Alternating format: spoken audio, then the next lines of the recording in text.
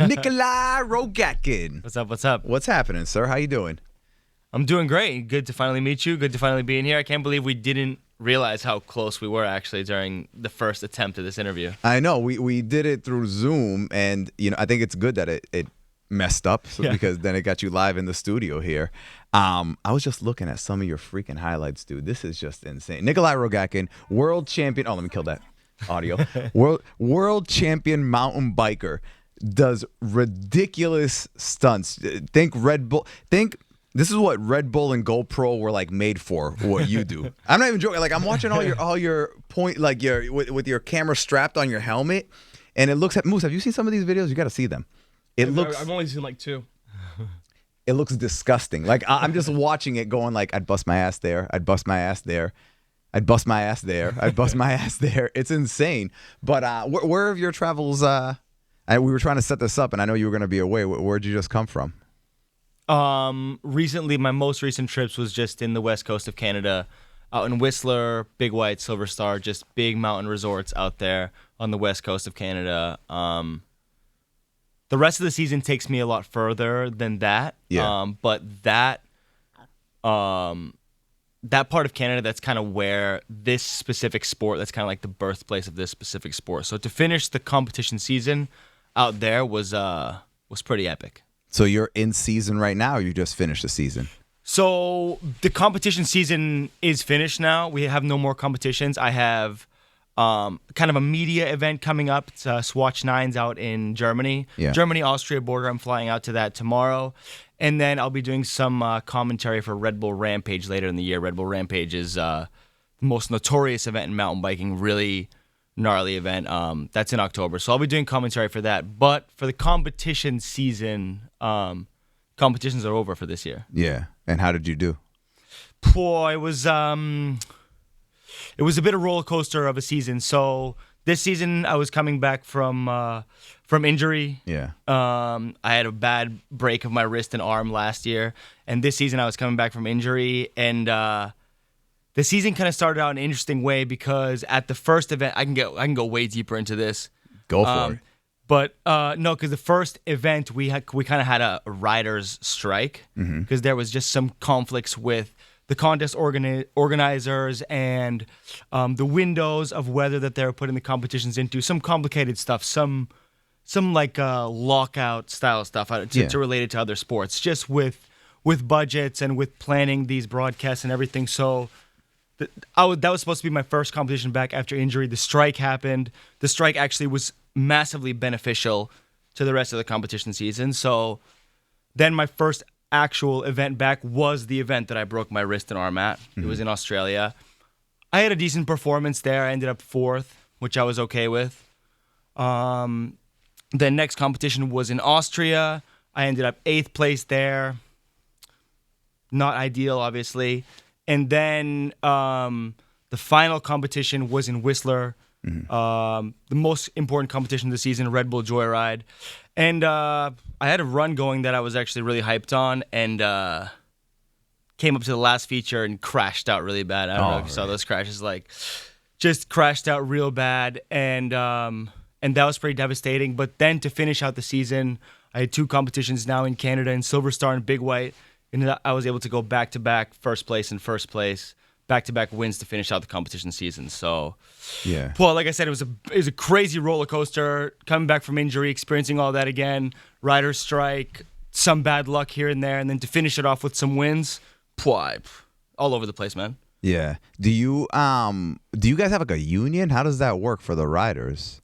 So we don't have a union. I think that's why this kind of started, because it's so individualized. Every single rider, there's no like really teams. There's no like teams catered to each and every rider. Every rider is so individualized in their preparation, in their travels to the competition, and it gets difficult. So there's no riders union, but it led to us riders kind of uniting to just to kind of look out for the future of this sport. The sport has to grow, the sport has to progress, and the older generations have to kind of look out for the up and comers. You know what I mean? Mm-hmm.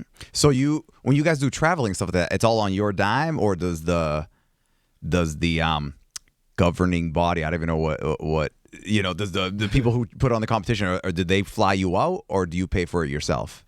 No, so that's another thing that's like, it's very individual rider to rider. Some riders have more support, because they have more sponsorships and things like that. They have more support. They get all their stuff paid for the competitions. The competitions themselves, they take care of the housing and everything, but they have like the prize money and the overall structure to the competition. So that's kind of what they provide. And then we have to get to these competitions on our own. But each rider has their own individualized situation. So it's very different rider to rider. It's very unique sport in that aspect, I think. You definitely need a union for that, dude. It's just for the insurance. You guys are freaking killing each other. It's so funny. Like, I watch wrestling. I love wrestling. And they don't have a union, those guys. It's crazy. Like, they basically have to provide their, maybe they do it, maybe they changed it up now, but they used to have to like provide their own insurance and all that stuff. And they tried, I'm a historian. They did. They tried to do a union back in the day when Hulk Hogan was like the big wrestler, and he's the one that shut it down because he was making so much more money compared to like everybody else. He was like, fuck everybody else. I want to take care of myself. And he's the one who shut it down for everyone. But I definitely think you guys doing that strike was it helped you guys out. Yeah, it just there was kind of a sort of hatred building between the organizers of these competitions and the riders. Yeah. And the strike is like kind of felt like almost like the culmination of those conflicts. Yeah. But like I said, since then it's been very beneficial, a lot better communication, a lot better support for those kind of young and up and coming riders, and yeah, just working towards the most ideal competition. And I feel like the union, like you're saying, will come. The sport, if you think about it, is very young compared to like all these other sports which have been around for, I don't know, 100 years now or so, these like major sports leagues. So the sport is still young, and I feel like that will grow on that front. But yeah, let's see what happens. You're a badass. I'm like looking at I'm like looking at everything now. You're doing dirt jumps in the dark, like I don't understand how they don't have this in the Olympics, because they have a variation of doing bike stuff in the Olympics, but why don't they have mountain biking, jumping off of ramps, doing crazy flips, or why don't they have this in there? So I think it's on its way. Yeah. They just included BMX park for men and women, which is relatively similar to what we do. Some of the riders come from BMX, including myself. But it's the similar aspect that it's on two wheels, it's tricks, so I think, especially now as the women's category grows in our competition, this was the first year that women actually had their own category in slopestyle this year. So that was pretty iconic. That was amazing to see. They were riding very impressive. So I think as the female category grows, and as I said, this young sport grows, I think it will become Olympic, which might change the sport a little bit, because right now it's so free ride, it's so it's like I'm not like rock star style, but like every rider can do whatever they want. There's no Olympics, there's no governing body, there's no union. Every rider is just individualized to be their own character, which I think creates some really unique personalities and some badass stuff. Yeah. I mean, I definitely think this would be exciting to watch. This is this year, I don't know why I paid more attention to the Olympics this year, and the skateboarding, the bike riding, all that stuff was so freaking exciting to watch. Because normally I'm not a fan of anything that's based on judging, because I want to know who won. I don't want them to. I don't want to watch something and be like, oh my god, they killed it, and then have someone be like, nah, it was trash. You know what I'm saying? I'll be like, it was? Because it was really good. But like this type of stuff, it's. I mean, I think it would also draw in such a younger audience, because I think for the Olympics and stuff like that, a lot of it's like older people watching. You know what I'm saying? But how much do you? This is your gig, right? You don't have like a 9-to-5 job? No. This takes up all the time in the world if you want to fully attack it. There's so much traveling, there's so much training that needs to be done on the bike, off the bike. So yeah, we got to dedicate everything. And like any professional sport, there's a small window where you can be at your athletic peak. Yeah. And take this abuse mentally and physically, and continues. So yeah, full dedication all the time. What are your workouts like for this? It's so for me personally, I don't know if every rider is like this because riders have different builds, height, width, like any sport. Yeah. For me, I get a lot of natural workout on the bike for the legs, for the back, for the core. If you're doing those rotations, that's a lot of core, the natural legs and stuff. But because of like the impacts that we take, like if you overshoot or things go wrong or you're just hitting some big burly jumps, you kind of take really big impacts. So if I'm in the gym, it's all shoulders, it's all chest. Yeah. Still It's almost would like love to be- armoring your body almost for the impact. Exactly, yeah. Because part of the sport is not necessarily even the skill building, but like building that armor, like you're saying, to crash and be fine. It's like you said you're like big fan of fighting, right? Yeah. So you know when like fighter can just like take all the abuse in the world, Right. and that can lead them to success. Like I feel like in this sport, if you can take a lot of abuse body wise, like you can go warrior mode and attack these never before done tricks and push these limits and like hit the ground and get back up and keep going. So you gotta work on that build if you want to push the limits of the sport. What do you think is the ideal body type to succeed in the sport? Like a tall guy probably wouldn't do, like big, lanky, tall, 6'5". That probably wouldn't be the ideal build, would it?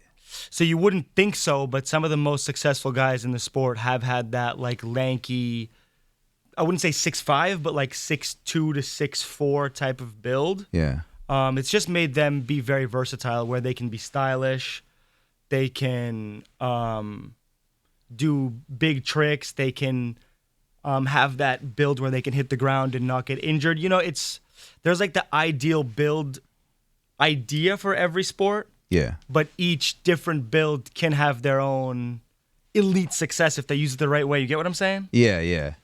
So you're telling me like a big burly 270 pounder? No, not with a 270. turtle shell. I would back? say if it's He wouldn't be able to get the bike off the ground. yeah, no, you gotta like the height definitely allows for crazy power when it comes to just doing big tricks, double backflips, triple backflips. If you have like that big height and strength, then it allows for that. But a build smaller like myself, I can like crash out a lot easier because the body is smaller. You can tuck and roll and be fine. So yeah, like I said, each build has their own benefits. But some of the most successful guys have had that like I said, 6'2", 6'4", bit lanky, that style build. Yeah, yeah. At what age did you start doing this? Well, it goes back far. The first time I rode a bike, I was a small BMX bike. I was 5 years old. Oh, okay. First competition's probably age 6, 7, and then first backflips age 9. Then like first professional attempts at competition age 12. Like first competitions where finish you get a paycheck. This type of like professional competition. Age 12? Yeah. Holy shit! There was. And then competitions I like started that. kind of the transition from BMX to mountain bike. The sports, like I said, they have similarities, but BMX is skate parks and dirt jumps, and this mountain bike slope style is up in the mountains on these crazy features, this type of thing. So that transition was around age 16, 17, and then I've been competing in that ever since. So I've been at this for a while. Your dad a big supporter? Oh yeah. Of so course he is. he was the one that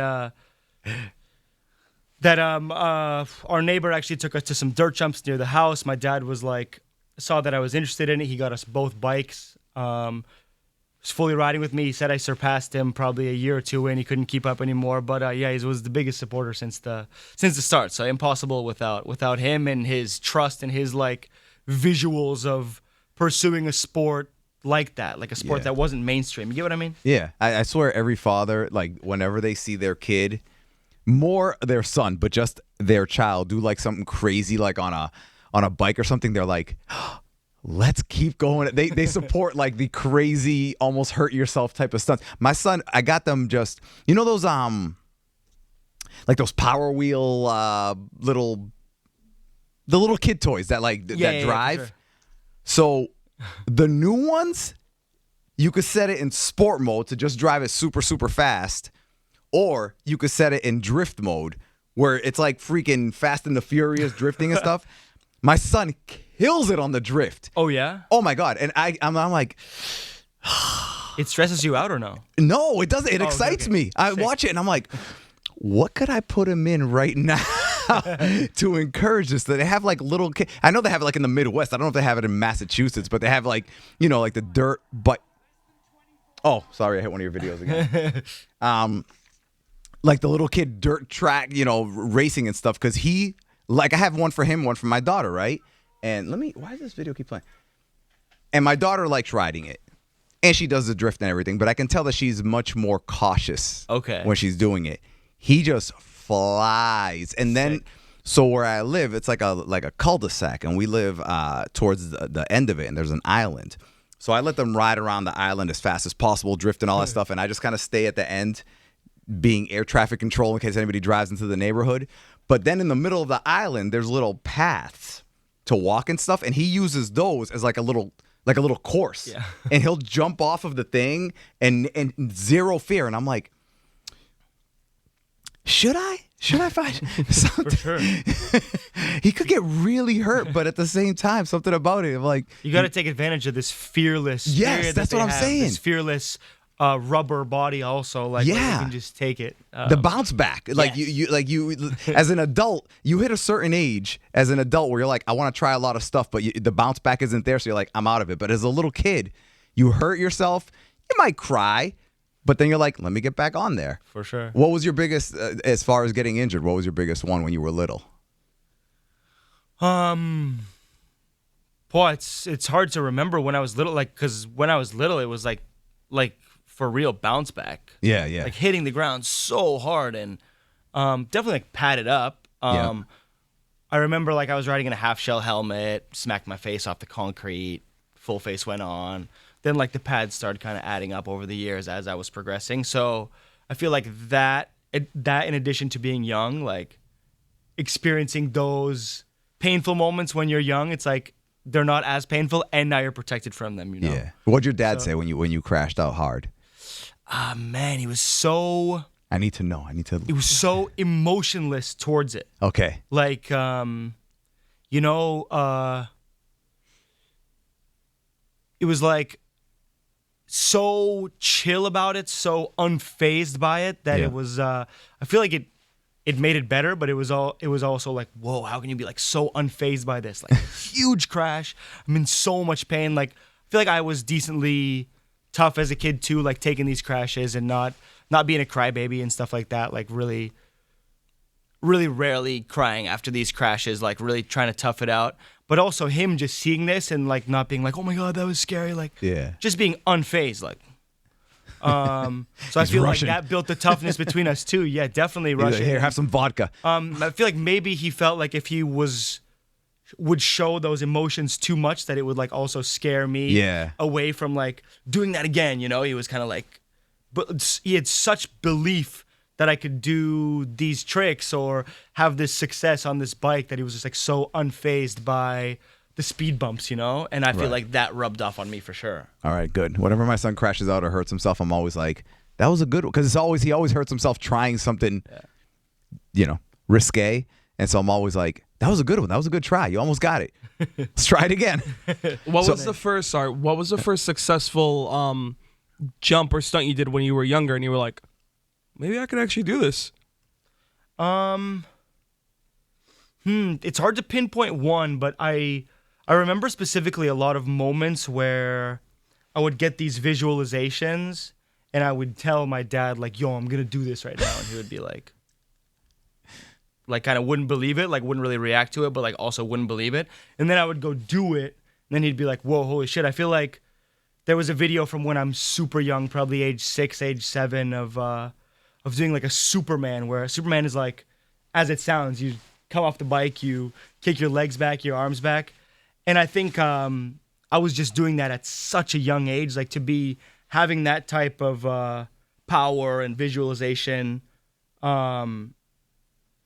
was just not normal. I feel like it came from gymnastics a little bit. So I remember Even before the backflips and stuff, some of those moves, I think,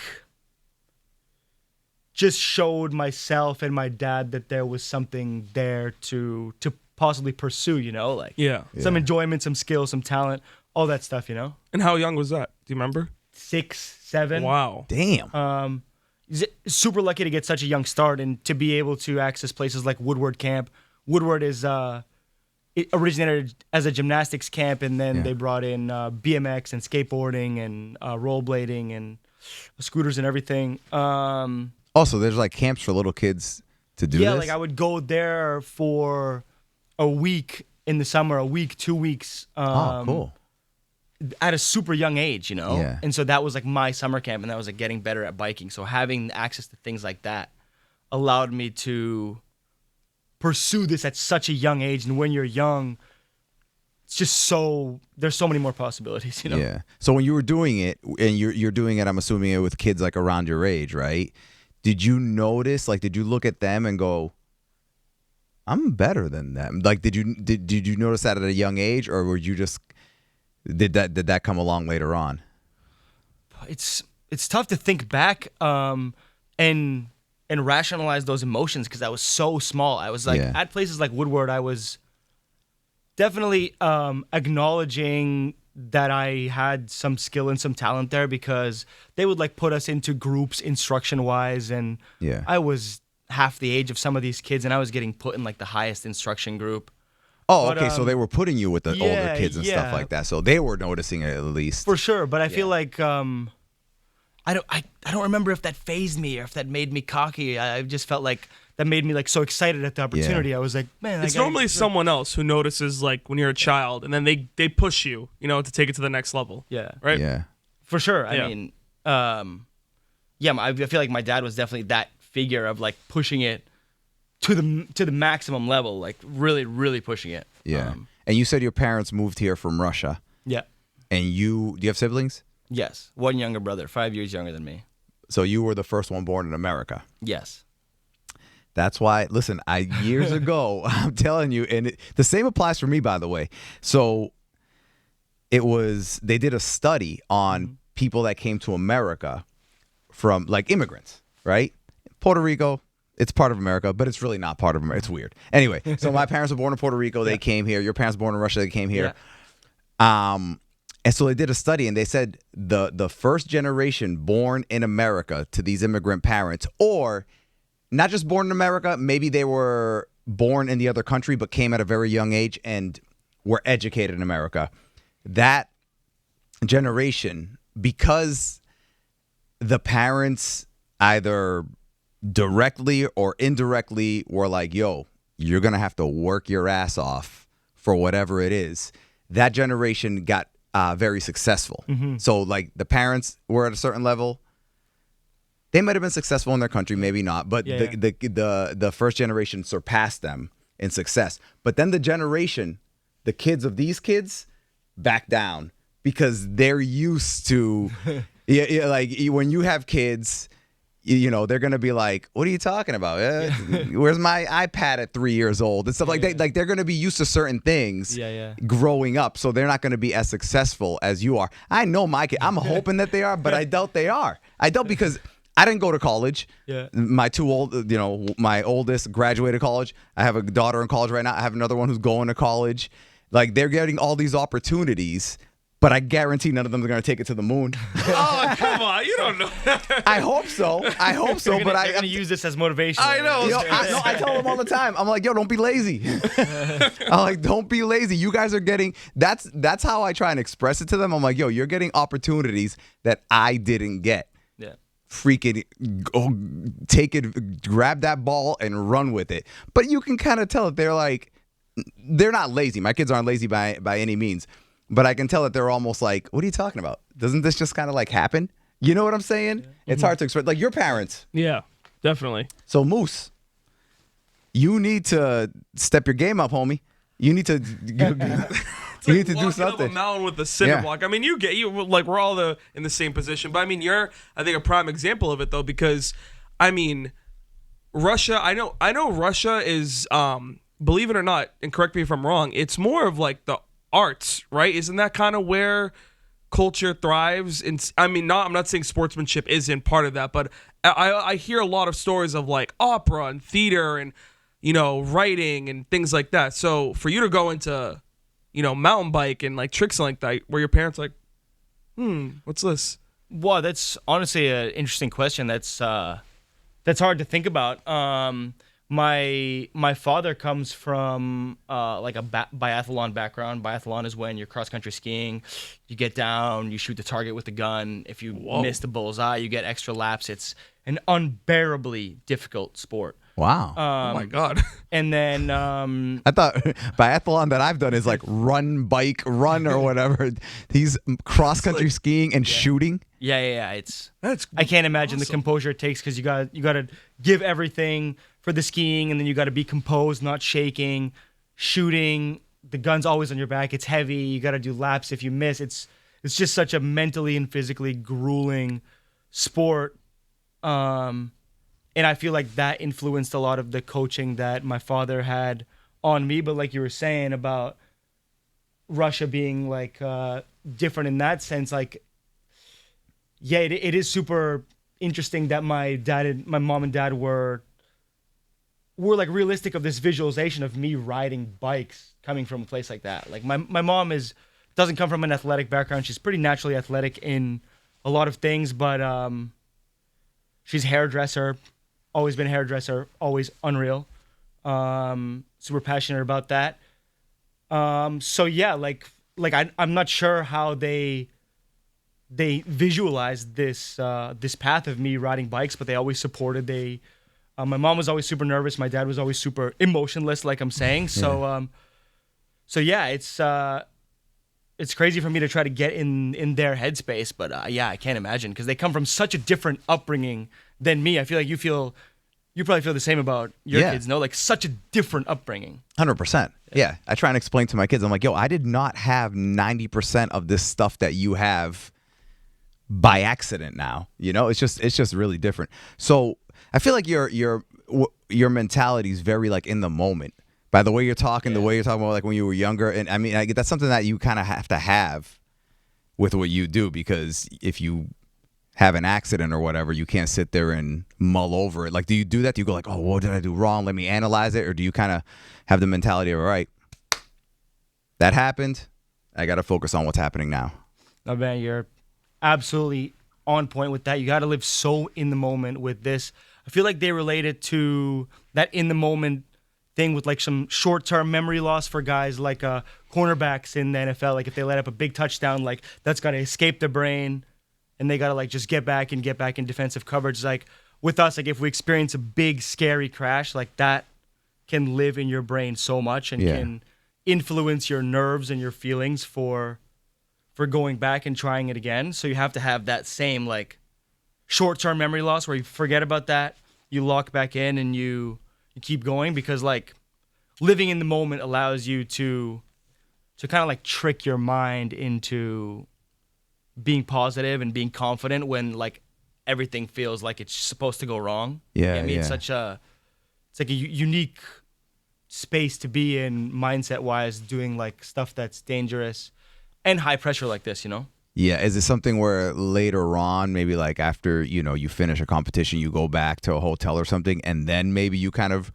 replay it in your head, or you still kind of, all right, it happened, I got to focus on tomorrow or whatever?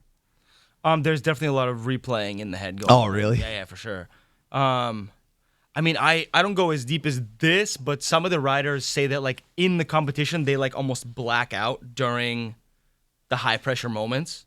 Like they almost like black out and then they're at the finish and then they've done it. Oh, wow. Like it doesn't go to that extent for me, but that just shows like how you're so in the moment, you're so adrenaline fueled, and then after it's done, you're like, whoa. Yeah. Like that's what happened. It all like starts replaying in the head after that, because you're just in such like a elevated place mentally and physically. Yeah, when you do the competitions, when you do like the big jumps and everything, do you get a chance to practice them beforehand?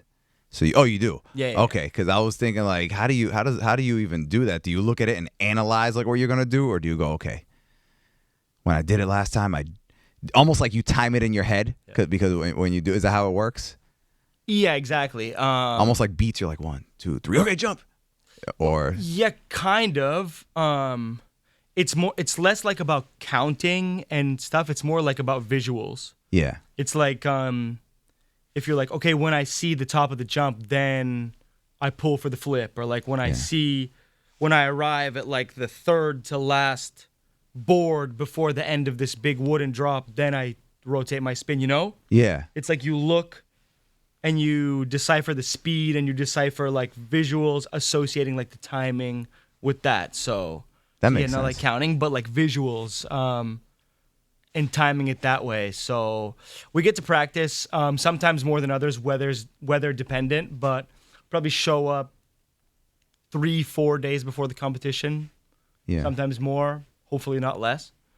And then test out all the different features, see what's possible in that feature. Maybe you can only do a simple trick on it. Maybe you can do a double backflip on it. You never know until you practice it, until you ride it, until you see your fellow competitors on it. It's all a big strategic game which like evolves over the course of the week that leads to this final competition. Yeah.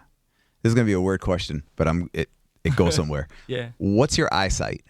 Do you have good eyesight? I do, luckily. Yes. Yeah. Like 20/15, 20, like the I think mine is perfect for now. perfect. Okay. Yeah. Because I literally saw. I go down weird rabbit holes on YouTube. I'm sorry, but I saw one and it was talking about how why some athletes are better than others. Like what separates the really good athletes versus the elite athletes. And they did a study on eyesight. Okay. First of all, baseball players, I guess the average eyesight for baseball players is stupid. It's like above average. The average baseball player has above average eyesight because just the timing of the speed that the ball's coming in, and you have to determine what type of pitch it's going to be to swing. The timing is basically, if I blink, it takes like I wouldn't be able to determine it. But anyway, then they went a step further and they realized that elite athletes stay, when they're looking at something, they stay looking at it. I mean, it's like in milliseconds or whatever, but it's almost like, I'm really going to mess up the math, but like 2 to 3 times longer than the average person. Yeah. So you're talking about a quarterback looking for a receiver. You're talking about a baseball player, all that stuff. And I'm thinking the way you're describing stuff, I'm like, maybe you have that visualization thing where an average person is going to look and they're looking at the same thing you're looking, but you're looking at it just that much longer. Yeah. That's helping you nail the trick, with the hand-eye coordination. They even told the story of, remember Manny Ramirez played for the Red Sox? Of course, legend. Yeah, legend. So he had one season with the I don't remember this. To me, I just always remember him with the Red Sox being like stupid good. But I guess he had one season where he was kind of like, not a great season.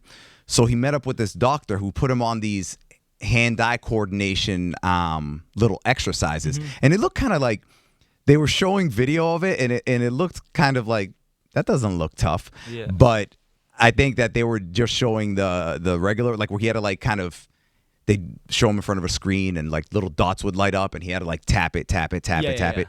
But they had him, whenever he did that, the next season, I guess he was lights out. So then after that, before every game, he would literally do, 10 or 20 minutes of this visualization exercise.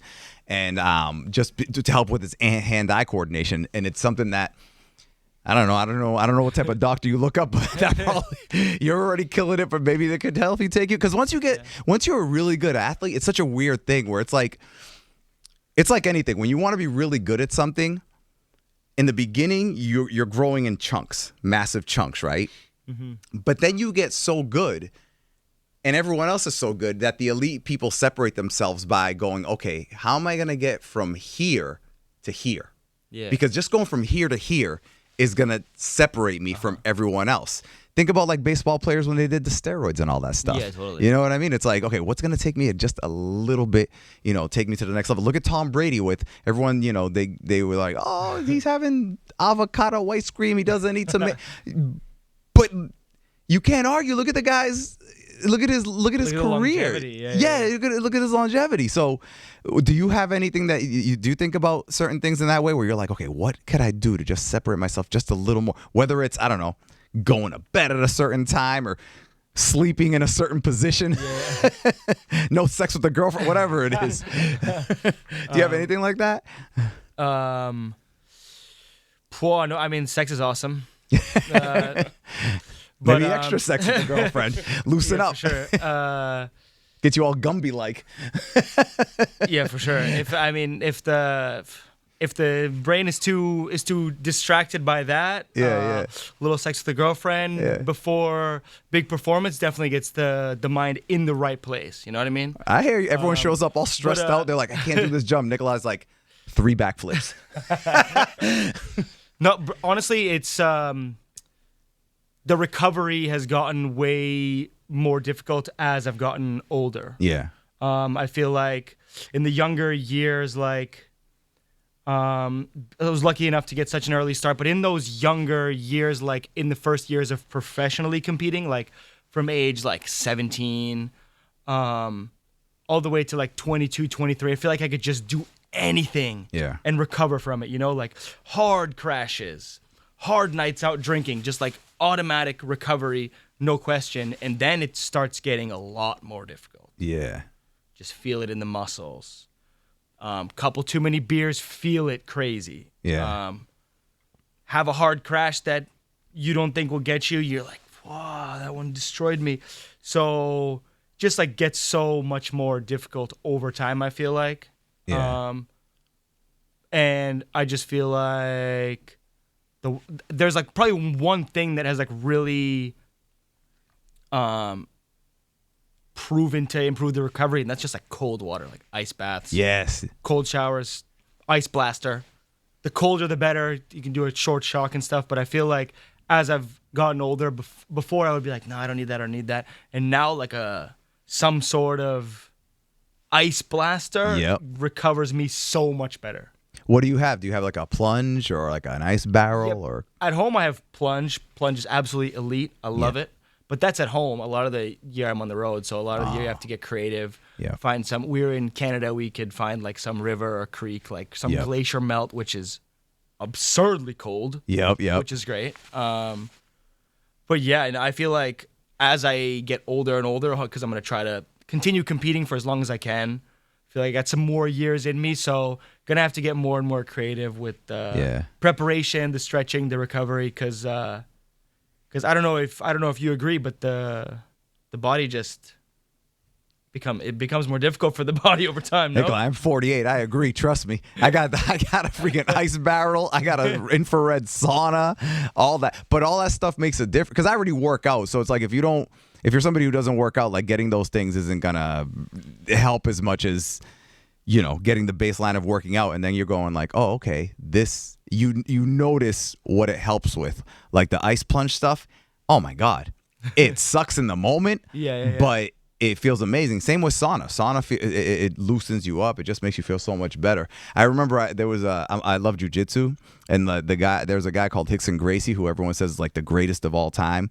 Like back in the day, like this dude's like 60 now, but back in the day when he was younger, he was into all that shit, and he would go, how you were saying, to a river. He would go into like a freezing cold river because they did a documentary on him where he went to go fight this tournament in Japan. But part of the training, he jumps into this freezing cold river, freaking neck high, just sitting there. Everybody else is on the outside like, yo, it's freaking, this dude's crazy. And he would just go in there and go, woo! It's a good day. It's a good day to die. But all that stuff makes a difference. So how old are you now? 28. 28. Oh man, dude, you still got some years ahead of you. I hope so. That's what I'm saying. I want to try to continue competing and keep it going. But I have a job for you though. Okay. Well, I don't work at Marvel, but I'm gonna act like I do. I think, well, in my head, if they make a new Ghost Rider movie, I think we could, send over some of your clips of all your stunts and. Oh yeah, I could do some stunt work for it. Some crazy sick stunts. That's an idea. Although it was Ghost Rider. Ghost Rider wasn't big. Oh no, he was a stunt guy. His name was Johnny Blaze. He was like a circus, whatever. Right? Yeah, well, he was on a dirt bike. I mean, we could do some. We could figure. We could do some mountain bike and dirt bike we could stunts switch it intertwined. We could switch it. Have some insane dirt biker. Homies that an interpretation of his origin story. There you go. We'll get it. He was Johnny Blaze, who did Red Bull competitions. Who did Red Bull mountain biking. Yeah. I mean, have you? One day fell into a vat of radioactive. Exactly. He jumped too hard. And now he just went to a cold river to cold plunge, and now he has ice powers. No, but I was gonna say, has the mountain biking brought you some cool opportunities that you would never even really consider? Because I saw you do some hosting too. So you want to talk about how that kind of started? Yeah, mountain biking has brought countless opportunities that I'm so thankful for. If you just the traveling alone is unreal, but just those experiences and everything, I'm just so, I'll never stress enough, how unreal those experiences have been. But yeah, the hosting has been an unreal opportunity as well. I feel like since I've been fortunate to have been doing this sport so long, I know a lot of the emotions and the feelings that you experience when you're doing these competitions, when you're landing a new trick for the first time. So when I'm watching a competition, I am so invested in it, and I almost can feel the emotion that the rider is feeling that I get so easily fired up. So when I got some opportunities to get a mic in my hand and do some announcing and some analysis and some commentary, I was just so fired up on the mic, and people just seemed to eat that up and really, really love to hear that excitement and that emotion coming out, that it's given me more and more opportunities to do some video projects with Red Bull. That was kind of some acting, hosting combined, and then some commentary at Rampage, which I'll be doing later this year. And just a whole new alleyway that's so different from the riding on the bike, but it's similar in the way that I care so much about doing a good job of it and speaking the right things. And when someone's doing their run or doing an interview, I want them to be fired up on that. It's a different level of nerves and performance, which I'm sure you understand all too well. That passion about wanting to do a good job. But that's what people want. Yeah. I feel like when you watch sports, that's what people want to see and hear from the commentators. You got those sports analysts who dedicate their lives to analyzing plays and stuff. But it's always more entertaining and more personal when you have, Gronk giving his 2 cents or Peyton Manning. You know what I mean? Well, that's why they always pair those guys up with usually somebody who played the sport or whatever. Watching football, Tony Romo. Have you ever seen Tony Romo? Yeah. I love Tony Romo calling games. He'll call plays before the plays happen. I'm like, how do you? But he knows that because he was on the field and he understood it. So, you doing something like that, it just makes perfect sense. I feel like Red Bull and GoPro, I don't know what their original intention was when they first started. I mean, they were energy drink, and GoPro was hey, cool camera that is basically unbreakable. But they created almost an entire industry with. Have you guys seen the video of the dude who was at he was at an amusement park on a slide, right? And he starts, before he went down the slide, he gets on it all sideways, wets himself and everything. And then he launches himself on the slide. And when he hits it, you could tell he was a diver in college or something. The second he hit the top of the slide, he did one of those rotation. It was the most beautiful thing. It looked like something you would do, like what skiers do, like what you do. And I'm like, that's going to be, if someone's smart, they'll create a sport like that. Extreme dive. I mean, or they already have people jumping off of buildings, but do a slide. I'm going to find the video. Hold on a second. Diving. I'm doing a really bad job. I sent it to Melissa, so I know I'll find it in about 2 seconds. Do people transition from mountain biking or BMXing to dirt bike and things like that? Or is that not a... Or do people normally just stick to what they know? Honestly, it's usually the other way around. There's some unique cases of riders that have some backgrounds in some other wheel sports that are professional mountain bikes and then do the other things on the side. But like I said, it usually is the other way around. So people start with dirt bikes. From my experience, Well, I started with BMX in the Yeah. skate park. Some guys start with dirt bikes, and like they race as kids or do some competitions in that as kids or ride like with their family and friends when they're younger. And then as they get older, they try the mountain bikes. They realize the skills there, and then they pursue the career in that. And that's when they arrive at the top level of these sports. So everyone kind of has their own origin story. Some guys are mountain bike from the beginning to end. Some guys are like me with BMX. Some guys are dirt bikers. There's guys that do like those trials mountain biking where they're like hopping on the back wheels everywhere, that come in, and just that like skill of balance and precision that they have allows them to learn things very quickly. So it's definitely like a collection of unique characters. Like I was saying in the beginning, like this sport is like, there's no set path like some of these other sports have. Like you can have any story and make it to the highest level of freeride mountain biking. And there's so many things you could do with it. Like eventually, you know, you can get someone in to turn it into like a team sport. Yeah. And somehow create something with that. I found the video. Tell me that this would not. Listen, you got to talk to somebody at Red Bull and have them watch this guy. I'll show it to you in a second, Moose. Watch what he does. Tell me that this isn't incredible.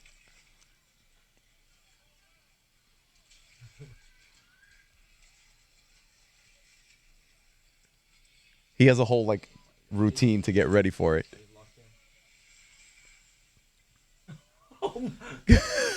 This guy was like some sort of Olympic right? diver with that form. Yo, that form okay, is immaculate. Okay, so watch. The form is absolutely. Yeah. So he has his whole little routine to get ready for it. He looks like he looks like a guy who used to be a good athlete and stuff. He's got that middle linebacker build. Yeah. Like you wouldn't expect what he does for him to do what he does. that minimal splash. That like, was beautiful. That was really. Tell me that would not, if Red Bull set up at the seaport a giant ramp off a building and had dudes doing that, tell me that people would love that. Yeah, exactly. If they had that set up but no water and we just take our bikes off of it into the water, people go crazy for that. That's what I'm talking about. I'm with you, bro. You could after all this is done. How many years do you think you have left in this? It's hard to say. This is more of a young man sport, you would imagine, right? Yeah. Just because. Yeah, right. Like right now, there's some young riders coming into competitions, and they're tough to compete with. They're young. They got a lot to prove. They still got that rubber bounce back build. Yep. And you look at like the competition start list, and you look at some of the birth years, like 2003, 2005, 2007. Yeah. See some young kids on Instagram, 2010, 2012. You're like, oh my God, these young kids have so much skill. So the sport is for sure getting younger, and those young kids have so much to prove and so much motivation. But there's also those stories of those guys that go 35 plus, and they're still at the top or on the podium or just fighting. So I think the best way is to kind of ride and train and compete with both of those generations, and just keep age as the number and go as long as you can go. You get me? Like I feel like there's no limits on that front if your body allows. For the body's the limiter. For the Olympics, there was a skateboard team that had like everybody was like, 14, 15, 16, 17, and there was one team that had like all teenagers and one guy who was like 50. He was like older than like 3 or 4 of the kids combined. So also another advantage for the younger kids, especially now, and this is with like MMA, the same thing with the younger sports, is that they're coming into it and this is more established. So it's like it's all they know. For sure. So for example, they could see it and be like, that's what I want to do. I'm going to train for that now. I'm going to freaking pull up a bunch of videos on YouTube and let me try that on my own. And they have the camps and things like that. So they get that head start of doing it. Whereas, I mean, I know you're only in your 20s, but you probably didn't have that growing up. It was more like you and your dad and going and finding places, and as opposed to you being like, let me see what tricks I need to learn to get good at this. Whereas, younger kids could do that now. They could probably find a freaking tutorial somewhere on YouTube.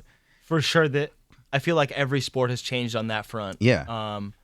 It's an advantage in one way because you can go online and you can see all these tricks, slow motion, HD camera, whether it's a move in ice hockey or in basketball or it's one of these tricks in biking. Like you can just mimic these moves because there's so much footage of them or these coaching. But I feel like back in the day there was more room for innovation. Right. Now you can do something and be like, I'm the first one that's done that, surely. And then you look and there's 10 videos of people doing it online. Because you can't see that. But like back in the day, I feel like there was a lot more room to create these moves and create your own path and your own like personality and character. And now like there's so many things that you can model yourself off of, which makes it easier in a way, but it's just different. Yeah. It's just different. But for your advantage too is that it gives you something eventually when you want to get out of this. We can go the stunt guy route in Hollywood. Yeah. We can go commentating. Yeah. You could be a trainer. You know? You can do all of it. You can do all of it. If the sport goes Olympic, it would be unreal to like be some sort of coach and like look back on being like maybe looked upon as a I'd love to founder see you back though in the there day. in the Olympics competing though. If it does go Olympic, like I it said, should. the body is the only limiter. If your body can make it through and the ice baths keep you alive, then I never know what's possible. You'll find a young prodigy, take him under your wing. The fact that you're Russian always helps because Russian coaches always, you're like, yeah, that's John Smith and that's Nicholi Rogatkin. I want to train with him. I don't even know what sport. I just want to train with that guy right there. When my kids go to gymnastics, there's a Russian dude there. And I'm like, I don't even know if that is any good. But I bet you he is. Yeah.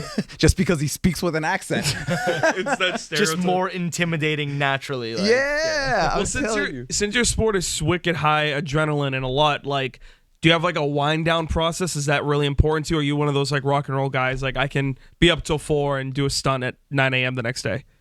And be honest. Honestly, like I said, it was easier in years previous. Like younger, can be out the night before, not that much sleep, some drinks, wake up, perform, top-notch level. Now it requires a lot more strategy, but I am the type of athlete that like cannot help but celebrate whether it's my successes or another rider, you know, just because also like I was talking about, like I know how it feels to win these big events. I know how it feels to absolutely fail and get last place and crash out and stuff like that. So whether it's me having successful competition day or like one of my close friends having a successful competition day, I love the feeling after, like we've gotten the competition done. As long as sometimes it's like if we're not in the hospital, like it's a win because this shit is dangerous out here. Like, like we risk a lot.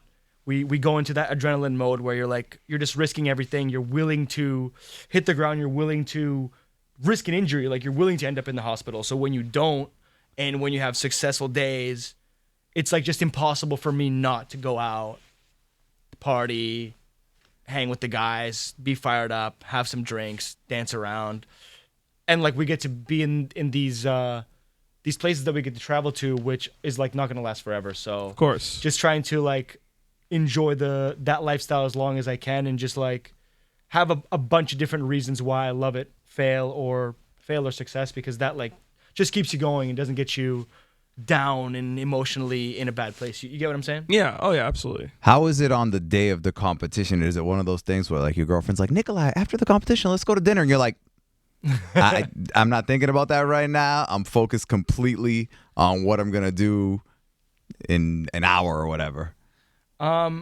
So with the girlfriend, like my girlfriend Miranda was in Whistler this year, and I feel like she was more worried on that front than I was. Yeah. She was like, okay, like, so for the contest day, like, do you care if I'm up there, like, around, or like, do you want me to like not be in your sights at all? And I was like, you be where you want to be. Like, I want you to like watch the competition from where you want to watch from, and like, I appreciate the support so much and that level of care, but I feel like she was almost thinking about it more than I was, where I was like, yeah, this is competition day. You're here. You're watching. I know you're nervous as me. So it's like, it's interesting on that front because I feel like different riders and different athletes like think about that more. Like if the girl is like in your sights, like you're always thinking about it. Whereas like, I don't know. Once again, I feel like since I've been doing the competitions for so long, I feel like when I'm in the start gate, like I'm locked in no matter what. There's just like been so many scenarios feeling wise, like I feel so good or like I feel so shit. Like both of those like situations have happened, you know? Yeah. So I feel like that eases my mind in terms of thinking about that type of stuff. You get me? Yeah. Does your adrenaline like kick in? At what point are you like amped? Is it like right before you go, in the middle of going, after you're done? How's it work? It's that one's also unpredictable. Because there's this mix. Because there's so much excitement brewing. Yeah. 'Cause you've been training for these moments. There's like so much excitement brewing. You're like, I finally get to go out there and see if I got what it takes, or if I'm gonna fuck this up. Like you go into that mode, or do you think about fucking it up, or do you just like sure. really? Yeah. Those are the hardest thoughts to get out of the mind. Yeah. Because all week leading up to it, you might be super confident, but then, like I said, like when you're leading up to it, like there's those unexpected feelings of nerves and those unexpected butterflies. So when those feelings come in, you're like, oof, like this part, like I don't know if I can do it. You like have so many of those Right before you tough start? feelings. Yeah, for sure. Okay. You And might that's why not you have even, to like push it down, stay confident, stay fired up, because you have that feeling of excitement, that feeling of being fired up, but also that feeling of I really don't want to mess this up. I Yeah. really don't want to crash and hurt myself. There's like so many visualizations of success, and then those like devilish thoughts of like, okay. this might go wrong. Yeah. Okay, so I'm a big mindset guy. So yeah. you're about to do a big jump, or just you're gonna start a big event. You start getting those negative thoughts in your head. Do you know like what percentage of times, like does that help you more or hurt you more? Like usually when those bad thoughts come in, do you end up having a better competition, or do you end up breaking your wrist? I feel like the bad thoughts aren't necessarily good, but the nerves are very good. Yeah. For some reason, as much as you try to block out the nerves and try to be less nervous, when you are nervous, there's a reason for that, because your body is like very ready to have a big performance. Like I feel like the best performances of my life, and I feel like others have agreed with me on this, like when you're most nervous, then you go out there and make it happen. You almost like enter a different state, this like flow state where you're so nervous for it and so in a different world, but you're so confident to make it happen. It's this crazy state. Yeah. See, for me, nerves, like being anxious and nervous is almost the same as being excited, like the same feeling. Yeah. But it's just depending on what you're going to do, how you frame it to yourself. Like sometimes if it's something that people have never done before, or they've done it, but this is a particular, whatever. Let's say it's public speaking. They've done it a million times, but this time they're going to address a really, really important audience. It's like normally they have that feeling, but they're like, they're amped up for it because they're like, I'm excited to do this. But then when they hit a certain stage, they're like, I'm nervous. It's like, no, you're feeling the same thing. You're just telling yourself that it's nervousness as opposed to excitement. Do you know what I'm saying? Because it's almost like the same thing, being nervous and excited. You get that same feeling inside. It's just what you tell yourself, how you filter it in your own mindset. I completely agree, though, with what you just said. Because honestly, I never thought about it that way. But the nerves compared to the fear, although one might put them in the same box or under the same umbrella, very different outcomes. Yeah. Like polar opposite outcomes. Because if you think about your own life experience, think about a moment right before you did something and you were genuinely scared or feared or insecure, the outcome was probably not good. But those nerves, you're right. It's almost like it's like your body. It's like you're revving up an engine, and then you just want to go. This is not. I'm gonna try my best to make a comparison to you, but it's like far from it. But I was working an event one day here, and I was just like talking to like one of the radio guys and whatever. Like the event had like 600 people there, and I was on the stage and stuff. And we're just chit chatting. I was like, "Oh, it's nice to meet you." Whatever, and he starts asking me about me. He's like, "Oh, what do you want to do? Like, you want to do this? You want to work at like entertainment, blah blah blah." And I was like, "Yeah, like a mix of all that." He's like, "Have you ever talked to a crowd this big before?" And I'm like, "Yeah, no, I hadn't." Yeah. I think it was a matter of 3 seconds of him grabbing the microphone, turning it on, introducing me, and throwing me the mic. I can't even explain to you. Like anxiety, fear, I wanted to piss my pants, cry. But then the second the mic just hit, you're right. You enter this like trance-like state. and I know it's nothing like a pro sport. I'm just saying though, I feel that. I feel in that moment though, that's almost scarier in a way because like for me, I don't have to talk. I'm just like going out there and basically doing what I know I'm best at. Yeah. Whereas like you're just like I feel like you're saying you had like no time to prep and then you're just like up there. Yeah, and honestly, I lied to him. I'd never spoken to a crowd that big before. But it's like when you're on the spot, and the reason why I said that is because I've never heard someone vocalize it the way you just did, and I think that's such a smart way to look at it. Is your nerves? Normally, people don't like that feeling, but you lean into it, and look what happens. See, I am kind of the opposite. Whenever I have nerves about stuff, I end up usually fucking it up. So Wow. yeah, so like with me with situations like that, I always like in radio starting out, I was always excited about doing it. But then when it got to the point of, you know, people were like, "Whoa, are you nervous about this? Are you nervous about that?" It's whatever. Whatever. Right now we just got on in new cities and stuff. And are you nervous about that? And I'm like, no. I go because I start thinking I tell myself, I'm like, okay, what's the worst that could happen? Unlike Nicholi, who the worst that could happen could be like jacking yourself up really bad. Yeah. I'm like, what's the worst that could happen to me? What am I gonna do? Flub a word? Yeah. Okay. If we're having a conversation, I'm gonna flub a word. I'm just gonna keep the conversation going. You know. Yeah. So that's how I talk myself down from stuff because I like going into stuff looking at it more from a confidence, excited standpoint. That's why you were saying the thing about the negative thoughts. I'm like, oh my God, I would break my neck every time if I was about to do something and I'm like, don't fuck it up. That's basically telling myself. I actually heard this too. I read a lot of weird psychological stuff, and I do this with my kids because of one that I read. So I guess the brain, when you're trying to give the brain commands, the brain only listens to the action. Mm-hmm. So for example, little kid riding a skateboard. A lot of parents go, don't fall down, be careful, don't fall down. Mm-hmm. All the brain's hearing is fall down. It's inevitable that kid's gonna bust his ass. But if you say something more like, be careful, try and watch where you're going. If you frame it in that way, there's a better chance of them not falling down because does that make sense? 100, bro. I think we still, us like riders, even do that on like a non-kid level. You know, like when like your buddy or your fellow competitor, even because we are friends, when you're like about to try a really dangerous trick. Or like just attempt something that they're super nervous about. If you tell them, hey, bro, don't fuck this up. Or, hey, bro, I hope you don't crash. Like, that's just the wrong thing to say. But if you're like, hey, bro, I know you got this. Or like, do your thing. Like, this is all you. Then it's like, puts them into like, this is their moment. This is that. Like, it's phrases it differently. So they think about the success rather than the crash. Which I'm saying, which I feel like that's what you're saying, that the kids and parents do like at a younger age.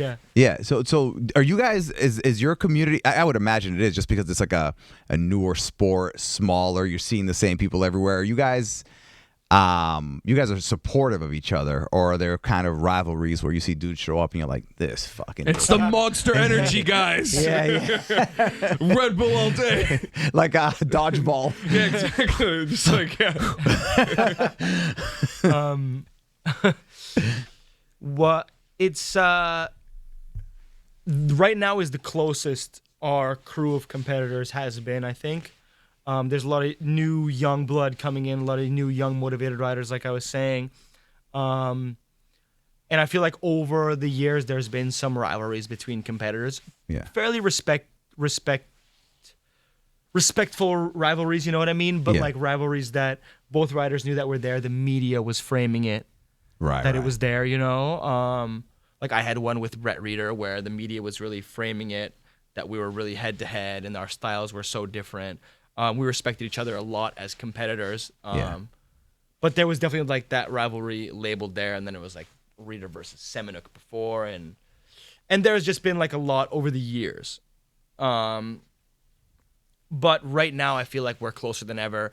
And I feel like you talked about this in the very beginning, about why you don't like judge sports, but like because this is a judged sport, like there's no reason for us not to support each other. Yeah. Right. because we're gonna go out there, we're gonna do our thing, we're gonna almost like gonna compete against ourselves. It's us against the course and the best things that we can do, and then you hope that you do your thing, and then you hope that the judges reward you for it. If your fellow competitor successfully does their competition and the judges reward them more, that's like not a reason to hate him, because like Right. So I feel like that creates this connection where we can be closer with each other and support each other more than if we're like competing against the clock in a race or something when it's like directly head to head. I feel like this unites us more, and the danger aspect also, I feel like it would be such hell if we didn't like each other, Like, hey bro, how fast should I go for this? Oh yeah, take 2 pedals. When you're like actually supposed to press the brakes and do nothing, and then he goes like too far. Oh, so you guys will ask each other stuff? Yeah. Oh, okay. Because if you didn't, then it would create a very dangerous Yeah. atmosphere. Oh, you know what I okay. mean? So I feel like the legends of the sport and the way the sport's grown, there's like this aspect of helping. Right. If someone's like, yo, what do you think? Like, can I do this front flip on this jump?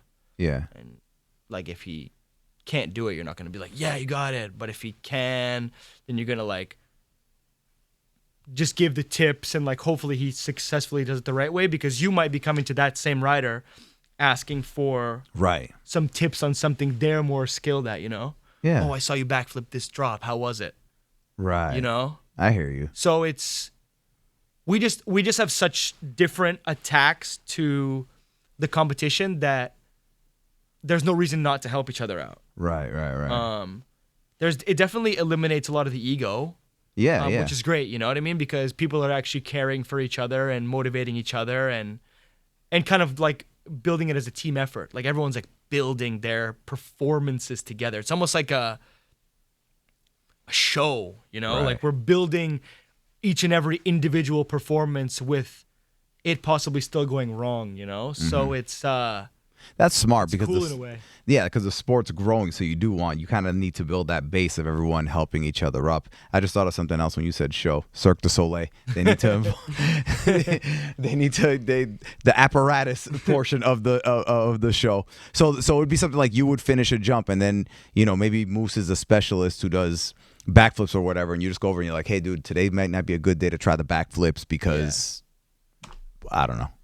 For sure, there's Yeah. help on that front. Like, oof, it's the wind is coming from here. Like this trick on this jump, like might not be your best option, or like, oh, you should change this to this because like you're the man at that.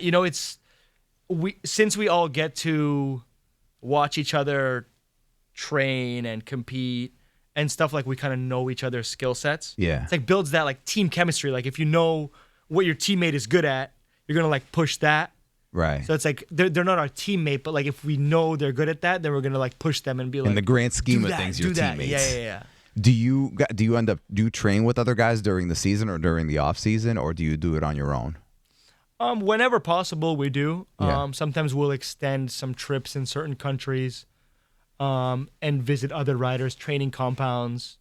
There's a lot of really unique training compounds that riders have nowadays, because in order to be ready for a competition, you need to have like these setups to access to like prepare yourself for these big tricks that have like safer landings and things like that. So a lot of different riders in different countries have these setups to train and get themselves ready for competition on. So if we can train together, we do, but it's a lot of solo training as well throughout the year. Yeah. So what do they have for their compounds? Just like an acre of land or acres with like different jumps and what do you guys use? Like foam pits, probably? It used to be a lot more foam pits. Yeah. Now it's more airbags. So it's like a big like stunt style airbag, because the technology of those has been getting better and better. So it will be like an apparatus where there's like a roll-in tower, like a tower to get speed from, and then like a takeoff into this big airbag, so you can try to see what's possible. Double front flips, triple back flips, these crazy moves that everyone's trying to perfect these days, along with like just getting those basics riding. Because like the more you're on the bike, the better. I feel like with every sport, it's like if you're doing something every single day, then when it comes competition time, it's just another day on the bike. Right. Whereas like if you're splitting the time and not on the bike as much, then you're not nearly as prepared. So do you have a compound out here? Yeah, I have one at home. Oh, really? Yeah, yeah. And what's it look like? So it looks pretty crazy actually. It's off the side of the house. There's like a roll-in tower, approximately 40 feet tall. Holy shit. And then it leads into What's it connected to the roof? pretty much, yeah. Get out of here. It's like mounted a couple bars below the roof and then some on it. Yeah. My dad worked in construction all his life, so I assisted him with these builds, but he was like the mastermind behind these crazy builds. Yeah. Really, really crazy stuff. And then there's like a drop as well. There's like a 40-foot tower with like a drop, because in competitions we have like a drop. Yeah. Which is like you drop off a building, but then there's a landing below. So yeah, I saw it on your video. onto a big airbag. Yeah. I'll send you some videos of me riding it. It'll be hard to find right now because I haven't used it at all actually this year because I've been so busy with traveling and competition and shows. But yeah, it's been good training over the years. It's been vital to the career. Your neighbors must enjoy watching you train. They're like, want to go see a show? Check out my neighbor freaking jumping off the side of the house. So where's the craziest place or the most exotic place that you've traveled to? That's hard to say. One of the most remarkable places, in my opinion, is Queenstown, New Zealand. Oh, I want to go to New Zealand so bad. New Zealand overall is amazing, but Queenstown is, for a bike rider especially, like unreal bike riding. The view is insane all the time. The lake is immaculate. Food is good. Night scene is good. But I was also really impressed with South Africa over the years. Okay. Cape Town, South Africa, Stellenbosch, South Africa. Just also like amazing vibe and food and views and just overall energy in that country is just insane. And we do a really big event there where I don't know if there's been bigger jumps than this in mountain biking, but there's like 110-foot long jump there and stuff. So Jesus. Just everything about it is pretty insane. So yeah, like exotic wise, amazing wise, like South Africa is up there for me. What about you? Where that I've traveled? Yeah. Australia. So when you said New Zealand, my wife and I were in Australia, and like towards the end of the trip, I'm like, we should have done like a couple days in Australia and done a couple in New Zealand, just because it's such a far flight. But New Zealand is still far from Australia. It's like this. It's like close in relation to how far we are from it now. Yeah, that's what yeah. So, but we still talk about going to New Zealand. Okay. Australia is probably the most. Well, I went to Australia. Probably the two most unique, I would say, Australia and Bali. Okay. Indonesia. When'd you go to Bali? 2020, right before Corona, right as COVID hit, we went to Bali. Look, I actually got this tattoo in Bali. Oh, nice. Right here. Yeah. So I like to get tattoos like when I go travel, because Love that.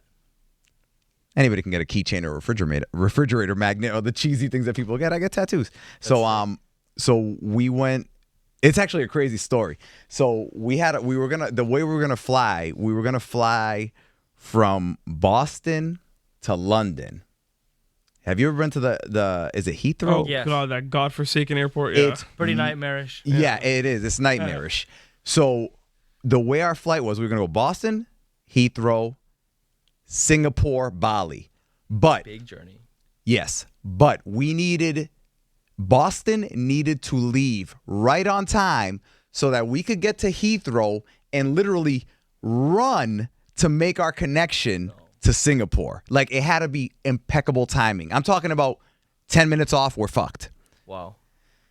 We're about to get on the plane, and all of a sudden they were like, there's a delay, and we're like, shit. What kind of delay are we talking about? It wasn't a 10-minute delay. It wasn't a 20-minute delay. It was one of the dudes that load the luggage onto the plane, those cars that they drive, slammed into the plane, and it hit the plane in an area where there was some important piece. So they had to get an engine. Oh, by the way, we were taking a red eye. So they had to call in an engineer to come in and look at it to make sure the plane could fly. So we're talking hours. So now we're all like, what are we going to do? So we still ended up flying to London. Once we got to London, they flew us to Hong Kong. February 2020. March 2020 is when COVID like really hit America. February 2020, Hong Kong, China, it was like at the height. We went to the airport. First of all, one of the biggest airports I've ever seen in my life. Hong Kong? The one in Hong Kong. Yeah. It was like, you ever like see like a scary movie where it's like everything's abandoned because whatever, the zombies took over the town? When I tell you it was empty, it was bizarre how empty it was. Ghost town? It was a complete ghost town, like the airport. We were walking through, and it was just like, it was literally basically like the people that were on our flight just walking through this massive airport. And so now we're going to the line to get to the gate, and you're seeing, there's just a massive line of people, and you're seeing everybody in front of us grabbing water bottles like this, going like this. And we're like, what the hell are they doing? And I asked the guy, I go, why is everybody doing that? And they said, because they're checking everyone's temperature. And they said, if your temperature is elevated, automatically 10 days, they're going to isolate you. Oh, so they're putting the bottles to trick the temperature scanners? To bring the temperature down. And this was, again, February 2020. They were already, remember like when COVID started, people were wearing like those like industrial like masks or whatever. We were at the airport. There were already people walking around with masks with like cartoons and shit, like the designer ones. Those didn't come until like months later in America. So Hong Kong, from Hong Kong, we flew to Singapore, and from Singapore, we flew to Bali. But so while we were, during this entire mess, everybody's running up to the airline people asking them, what are you going to do? I have a flight here. Everybody had different things going on, being frantic. My wife is very, very good in situations like that at being the opposite. So like, normally you have this poor person who works at the airport. They only know so much. They're not flying the plane. They're only relaying messages that they're getting, right? But people are yelling at them like they're in charge. My wife takes the exact opposite approach. She always goes up to him and she's like, listen, I know that you're having a rough day. I'm just trying to figure this out. If you can help me, whatever. So whenever she does that, the person immediately, because everybody else has been such an asshole to them, they're almost like they want to be even nicer than normal to my wife. Yeah. So we're walking to speak to somebody. There's a line of people. Everyone's freaking yelling at this poor lady behind the counter. And there was this girl that comes up to us. She was probably like early 20s, and she was by herself, and she was crazy nervous. And I said, what's the matter? She goes, she was supposed to go to Bali too. I don't know. I'm supposed to meet my friends there. I don't know what to do, whatever. I said, relax. I go, come hang with me and my wife. We're going to get hooked up. Watch. Yeah. I literally said that to her. This girl was red. By the way, so my wife, she's like half Lebanese, half Italian, whatever, green eyes. I'm Puerto Rican with the brown skin and stuff. This girl was pale white redhead. This is going to tie into the story. So my wife goes up to the gate, and she's like, oh, this is what we're supposed to do. Is there any, can you help us or whatever? Long story short, she turns around and she looks at, the girl's name was Audrey that came with us. She said, hey, Audrey, have you ever flown first class? And Audrey's like, no. She goes, you are now. You're my cousin. So she said, my husband and my cousin, the pale redhead who looked nothing like either of us, we're traveling to Bali. Can you help us out? Because my wife was being so nice to them, they gave us a first class flight from, it was the flight that went this was in London. So it was the London to Hong Kong flight. That's a huge flight. That was first class. I can attest to that. Yeah, that's how people. That's how you do it. If you're nice. Yep. I used to give them. I used to work at the airport. I used to give them like the generic answer we're supposed to say to everybody. But like if you were nice, I would tell them the truth. Like if the plane wasn't going, we're not supposed to say it like right away. But I would tell them like, I would start rebooking now. No. She was being nice, and they were being extra nice because they were like, oh my god, thank you for not coming up and yelling at me for something I have no control over. And not just that. That's how you do it. Then the lady in London also gave us a little tidbit that she didn't give anybody else. I guess because we were laid over in London for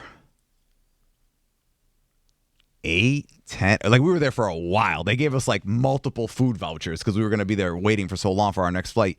She said, when you get back, you can apply. They have a a law that if you're laid over for over a certain amount of time, they have to refund you a certain amount of your flight. Hey, we made $1,200 freaking bucks. Yeah. This is a huge win. Yo, it was a huge win. It was a huge win. I don't even know where I was going. Oh, Bali. Yes. He's like, we're still in Hong Kong. Yeah. So anyway, we end up going to Bali. Audrey fucking somehow. So my wife also lies when we fly to places and says we've been on our honeymoon like probably about 6 times every time. Every trip is honeymoon? Every trip is honeymoon. Every trip. I'm going to steal that. That's a great idea. Dude, every time we go into a room, they got the rose petals. Yeah. They got little things. So we get to Bali in this freaking amazing. The thing with traveling to Bali is you're going to get, it's pricey to fly. But staying there, crazy cheap. Crazy cheap. We stayed in like this outdoor, I don't even know. It was like it was like almost like a bungalow. We had our own pool in our room, all that stuff. But the girl who we helped out had the shittiest friends on the planet, and none of them came to kind of help her out once she got to Bali. They were like, hey, listen, we're going to be on this island and we're leaving this day. So if you can't figure out a way to get to us, you're fucked. Like, worst friends ever. So we said, you can hang out with us. She ended up staying in our room with us for like 3 days. We finally said to her, we're like, yo, Audrey, you got to go find your own room because we're trying to like have a little romantic, like honeymoon. And Audrey's just like, yo. So she's like, yeah, okay, I'm going to get my own room. You know what? But I want to thank you guys by taking you all to dinner for helping me out so much. We went out to dinner that night, right? She said she wants to take us out to dinner to pay, to thank us. Yeah. I don't care about paying for dinner. But if you're saying I want to take you out to dinner to thank you, I'm just going to assume that I'm not going to be the one pulling out my your wallet. Yeah. Yeah. So the freaking bill comes, right? And it's there. And we're just sitting and BSing. And I'm kind of like eyeing it, right? And then I'm like, 10 minutes go by, 15 minutes go by. And I'm like, yo, this fucking. So I just we took the bill and we paid for it. And she's like, oh, man, that was so nice, guys. Thank you so much. Whatever. Have a great vacation. I'm like, how the fuck did she take us out to? Yeah, she mooched off you guys. Oh, she took us out to thank us, and we still ended up paying for the thank you dinner. Nicole's like, never again. We're never helping someone else again. Oh, it's classic. But yes, Bali was.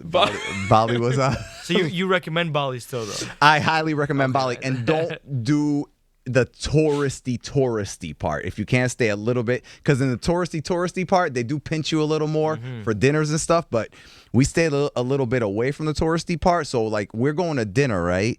We're getting appetizers, we're getting dinner, we're having drinks, dessert. $8 American. No. You serious? I'm like, That's crazy.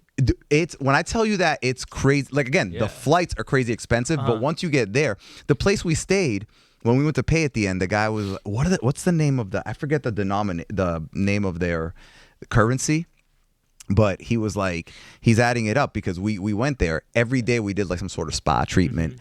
Every day we got room service, all that stuff, right? And he goes, oh, this is gonna be pricey. He's like, it's going to be 20 million, whatever it was, right? Bro, that came out. Put it this way. If we right now went to stay in Boston for a weekend, it would have cost more than what it took us, than what we spent a week getting everything that they offer. It's crazy and expensive. Crazy and expensive, Bali. And they're very like a spiritual, not religious, more spiritual people. So what they do is they put, every morning outside of their house or outside of a business, they put, what do they call it? Like an offering. They put an offering to their, I apologize to anybody if you're from Bali. I'm going to say to their God, but it's not really a God. They just put an offering. And it could be anything. They like, some people will literally put just like, a really nice thing of like flower petals. Some people might put like rice and stuff. Like, everybody puts different stuff. Like, I saw one that had like cigarettes in it. Like it's just like you put your own offering, and they're like, listen, everybody puts it outside their house every morning, outside their business. Just be careful when you're walking down the street. respect the offerings in the street. Why are we walking down the street for 5 minutes and my wife stepped on one? Oh my. No. 5 minutes after that, a rat ran over her foot. Hey, I'm like, there's the bad juju. Yeah, exactly. But yeah, they have like it's a really nice place. Like they're very like I said, very spiritual. Every morning you see like they have the statues and stuff like that, and they come out and they do their prayers and stuff for it. Highly recommend. Bobby. Have you competed in Dubai? I have not competed there, but I've done a lot of trips there, just for different stuff for Dubai Tourism and Dubai, which is like kind of extreme sports Dubai. It's like a kind of video production company that just makes insane videos with Dubai Tourism and stuff out there. So I've done a lot of trips out there, but no actual competitions. I was gonna say, is there a scene out there for like the biking and all that stuff, or not, or because of the terrain? Probably not. I wouldn't say there's a scene. There's like an hour, I think either an hour and a half outside of Dubai. There's some like Utah style terrain, like Utah where they have Red Bull Rampage and all those amazing trails out there. That terrain outside of Dubai is like very similar to that. But I'm not sure if there's much of like a scene that actually rides out there. 'Cause it's so unbearably hot. Yeah, it's nuts. It's like impossibly hot. And then there's a skate park in the city which has a lot of skateboarders. It has like a big tarp, I don't know, like a big covering from the sun over the whole thing. So that's super clutch. And then wakeboard park and stuff. They're like pretty fired up on extreme sports over there, and I think they could grow that mountain bike scene, but I just like that'd be a cool place though to like for sure win something big. You know what I mean? Yeah. Just it's like Hell yeah. Where's the biggest fan base for mountain biking and extreme sports like that? I would honestly say Germany. Germany is insane. We had a competition there a couple years ago, and I think we're having it again in 2025. It's called Red Bull District Ride. It's in Nuremberg, Germany, and if I'm not mistaken, we had 120,000 fans on competition day. What? Kind of take over the whole city. So there's 75,000 in this one square watching this one final big jump. Yeah. And then the rest of them are lined up throughout the city on the other features. It's called Red Bull District Ride. And just for that type of fan base to show up at that competition and be supportive and fired up and like that weekend there is just a complete takeover, and there's no other place that's that level. There's Whistler where I said we have the biggest competition, Red Bull Joyride. Whistler is like kind of the birthplace of that big slope style format of competition in mountain biking. And that probably gets anywhere between 50 and 60,000 fans on competition day. There's hundreds of thousands of people on the festival the whole weekend, but on that competition day, I would say those are the numbers. But yeah, Germany is different, man. Yeah. Germany Are the is biggest massive. riders German riders, or is it just they just love the sport? No, they just love it. It's a lot of mountains and stuff to ride over there, and there's so many different countries close to each other there that have elite stuff. Spain has amazing stuff. Germany has amazing stuff. Austria, Italy, there's amazing mountain biking in every single one of those countries, and they're within a few hours drive of each other. And for some reason, the scene and where the companies come from and stuff, a lot of that culminates in Germany. Yeah. So yeah, the scene is thriving over there. It's crazy. No, I want to travel again. I also went to Italy and London. I'm a cultured bitch. I know. Just keep bragging. It's okay. I know you don't think I am. I have never uttered those words.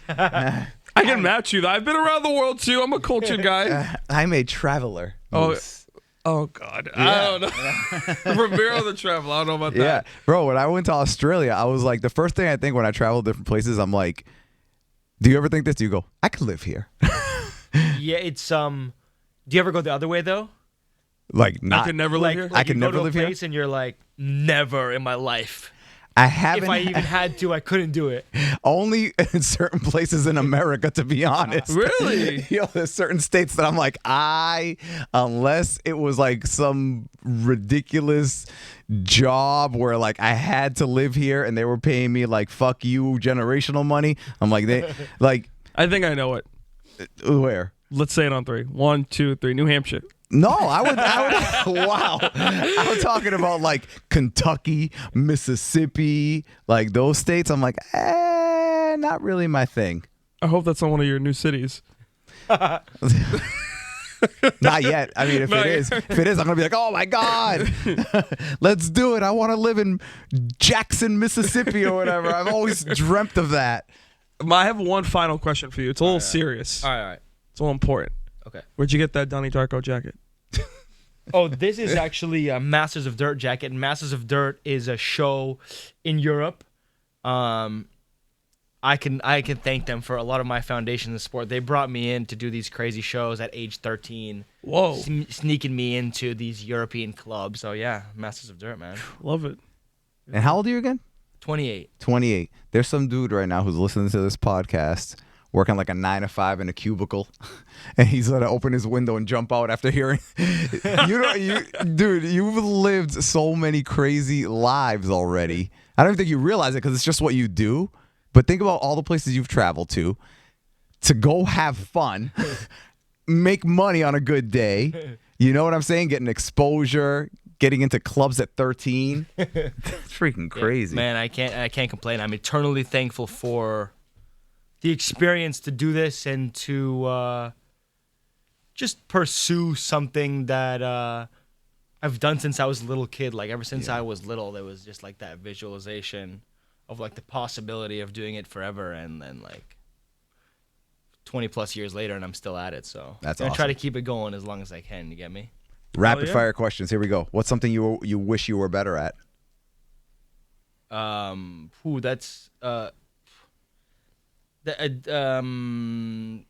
getting a lot of different waves through the brain. I would say saying no. What?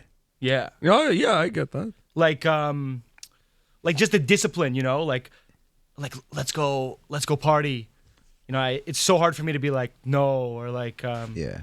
you know what I mean? Like just being influenced to doing these things that might be bad for discipline or bad for the long term, or you know what I mean? Oh, hey, go do this trick, or like go do, and I'm just like so fired up to do it.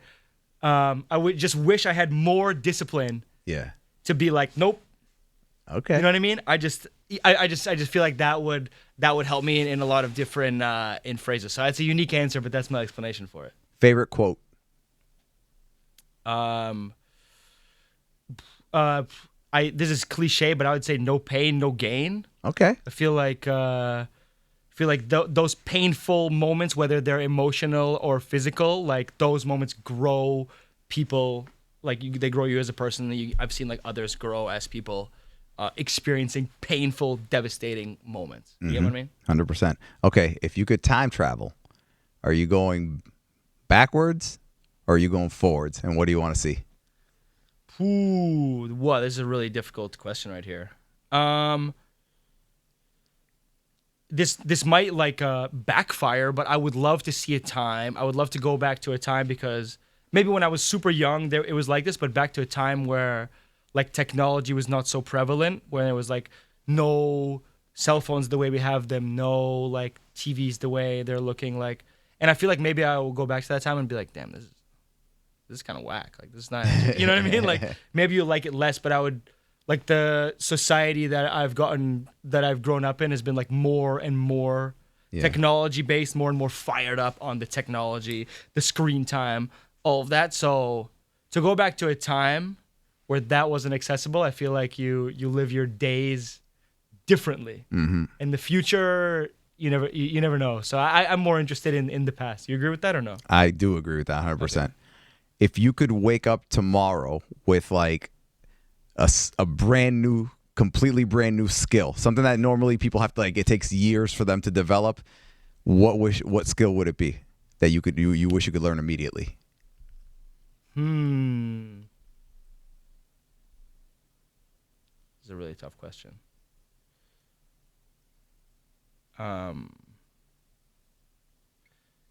Maybe like dunking a basketball, having like insane like out of nowhere, just having like the most insane hops in the world. I don't know if that's like that's realistic, but that's like No, that's you know what I mean? Like imagine you could just like, or like parkour. I feel like this is derived from me being able to do this on a bike, but like insane parkour skills. Yeah.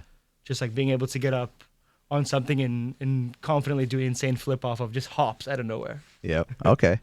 Is there anything that I didn't ask you that I should have?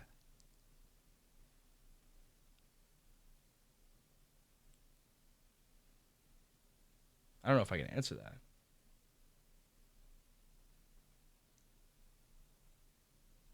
No, I don't know. No? I don't think so. I'm trying to think. I mean, we could sit here for hours if you ask me everything about every story. But yeah, I don't know. All right. You can say no. All right, Nicholi. Thank you. When's your next competition? So the competition season is over. Like I said, I'm flying out tomorrow to Germany. Yeah. I'm gonna fly into Munich and then drive over to Austria to, what is the place called? Solden. Is it in Solden? Austria? Yeah, it's a mountain in Austria. We have a sort of media event there. They've built a big course, and we're going to be doing a lot of just video work and photo work on this course. It's going to be pretty insane. And then I'll announce Rampage, and then my next actual competition will probably be in March of 2025 for the 2025 slopestyle mountain bike world championship. So some time off now to train and do some videos and some media work and everything. But yeah. Nice. Nicholi Rogatkin. We're gonna see him in the new adaptation of Ghost Rider. He's gonna be. What else is he gonna? Oh, he's gonna be in Cirque du Soleil. He's gonna be the next big mountain bike coach. You're gonna see him like in like one of those zip ups.